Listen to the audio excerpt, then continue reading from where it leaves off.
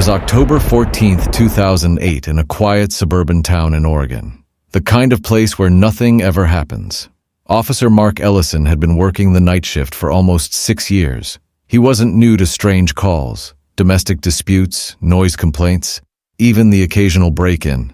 But that night, something felt off. At exactly 2:17 a.m., the dispatch received a 911 call. No words, just breathing. Slow, uneven, almost like someone was trying not to be heard. Mark picked up the call on his end. 911, what's your emergency? Silence. Then, a faint whisper, not from fear, but something else. He's still here.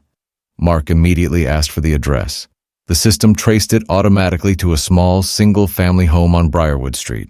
Backup was on the way, but Mark was closest. He arrived within 4 minutes. The house looked completely normal.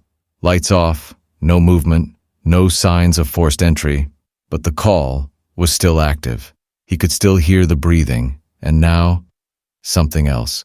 A soft tapping sound, like fingernails, hitting wood. Mark approached the front door and knocked. No response. He tried again. Nothing. But through the phone, he heard it louder now.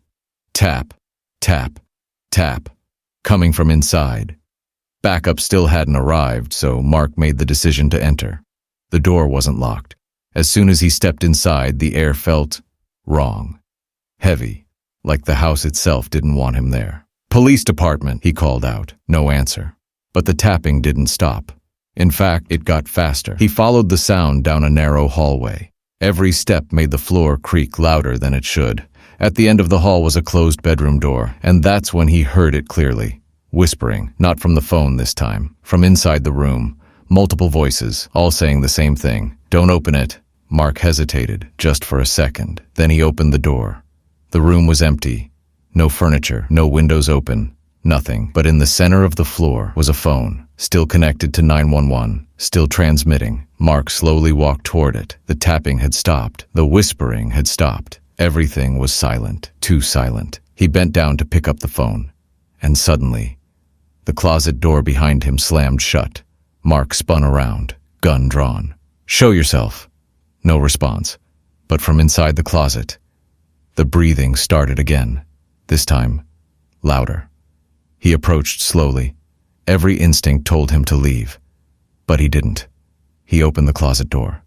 Inside, nothing. Just darkness.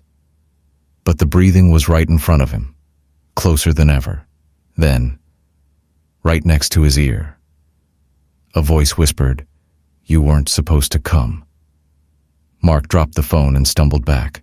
Backup arrived seconds later. They found him sitting on the floor, shaking. The house completely empty. No signs anyone had lived there for months. And the 911 call? It was never traced to any active line. To this day, Officer Mark Ellison refuses to talk about what he heard in that house, but one detail was recorded in the official report. The audio from the call contained breathing from 2 different people, even though only one phone was found.